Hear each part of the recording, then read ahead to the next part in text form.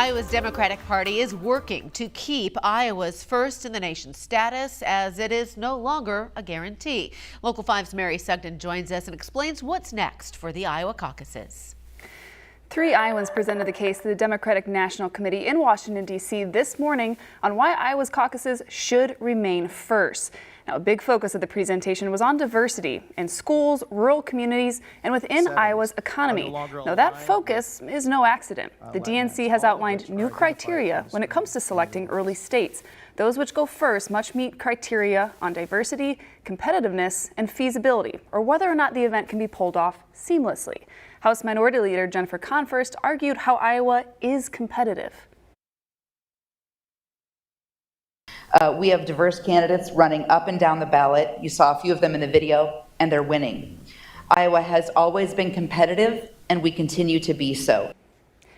As for feasibility, the Iowa Democratic Party outlined a number of changes it's planning to make to the caucuses. Those include taking part in the caucus through mail, reducing the burden on volunteers by making the process professionalized, and eliminating realignment so that caucus goers express preference for only one candidate. Now, Iowa has led the Democratic primaries for president since 1972, but technical glitches undermined the caucuses 2 years ago. That only furthered the call that the primary should begin somewhere elsewhere, somewhere more racially diverse. The chair of the Iowa Democratic Party presented alongside Confirst, acknowledging this need for change. Now, we recognize that the caucuses, have they been conducted since the 1970s, are no longer aligned with a vibrant and just 21st century democracy. In order to continue growing our party, we need to make changes. And while Iowa's team sees that need for change, they also argued Iowa is where presidential candidates can introduce themselves to the nation, anywhere from small-town living rooms to working the state fair's pork chop grill. Now, the full Democratic National Committee plans to vote in August to decide which state will go first. Mary Sugden, Local 5 News, we are Iowa. All right, Mary, thank you. And in a meeting with reporters after Iowa presented, Confirst made it clear they won't settle for anything less than first.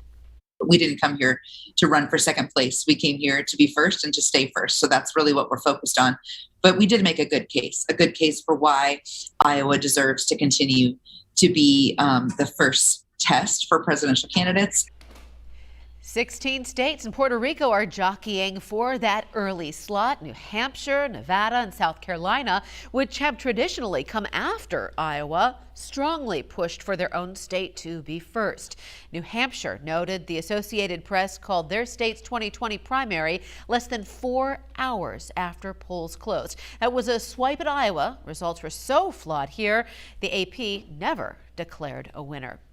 Meanwhile, Iowa is still first in the nation when it comes to the Republican Party's caucuses, and chair of the Republican Party of Iowa says they stand arm in arm with the Iowa Democratic Party to save their first in the nation status.